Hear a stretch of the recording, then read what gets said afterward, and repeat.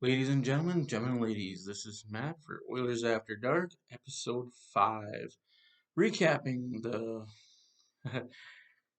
how do I say this so politely?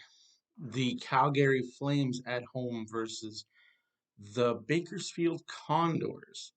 In every sense of the word, it was not the Oilers that were playing tonight, it was the Bakersfield Condors. And going into it, I was like, okay, well, let's be completely honest. Point night. Kadri's playing, Huberdeau's playing, Foley's playing, Lucic.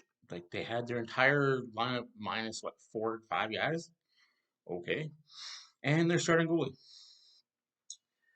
It should have been point night for Calgary. I mean, Huberdeau should have got 4 or 5 points. Kadri should have got 4 or 5 points, but mm-mm.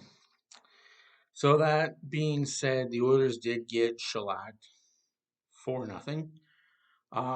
No scoring after the first period, which is kind of shocking. They were outplayed the entire game, which they in all likely should have been. They were outmatched in every sense of the word: the shots, the hits, the blocks, the giveaways, the takeaways. You give a stat, the Flames controlled it. As they should have. Let's be 1000% honest with each other here. The Flames should have controlled the game. The Flames should have dominated in every aspect of it. The fact that they didn't shows me that the Oilers team, no matter who is out there and what role they are asked to play, they are going to shut down teams. Obviously, goal scoring. Where's the goal scoring, right? Everyone's asking.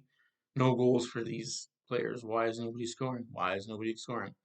Because just like in the previous game against Seattle, NHL caliber team and the Oilers took rookies, fringe players, Condor players, which I am 1000% behind.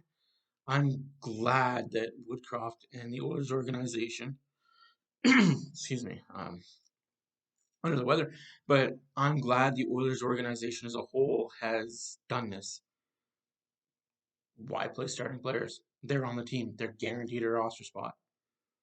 Why put them out there in meaningless games to get hurt? Why? Like, it makes no sense. Now, Friday, my guys, my ladies, Friday we should be in for a doozy. I hope the Flames dress their NHL lineup. I hope the Flames bring those guys and then some that played tonight to Edmonton on Friday.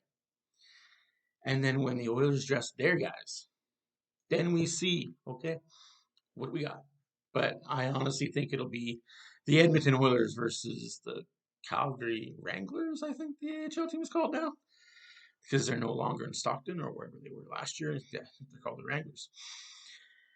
Yeah, so I think I'll be doing a post game show of an Oilers victory on Friday, hopefully.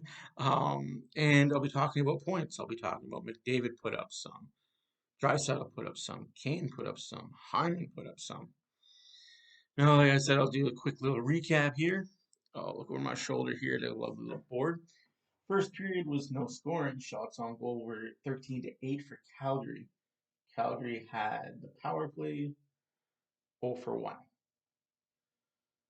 1. Second period, the Flames took a penalty late in the first period, which carried over to the second, so that'll count as a second period power play to me. The NHL counts that as a first period power play. Time taken. In the second period, Calgary goal scored by Sutter, assisted by Backlund and Stone. Later on in that period, goal by Stone, assisted by Sutter and Solovyinov. Shots on goal were 8-4 Calgary. 0-2 were the Edmonton Oilers on the power play. 0 for 1 were the Calgary Flames. Now, get on to the third period here. This is where things get really funny. Third period goal scored by Uyghur, assisted by Kadri and Solovyinov again. Solovyinov had himself a pretty good game for Calgary. An empty net goal scored by Huberdeau, assisted by Foley and Hanifin. Shots in that period were 13-9 for Calgary. No power plays for the Oilers. The Flames had one. Both teams ended the night 0 for 3 on the power play.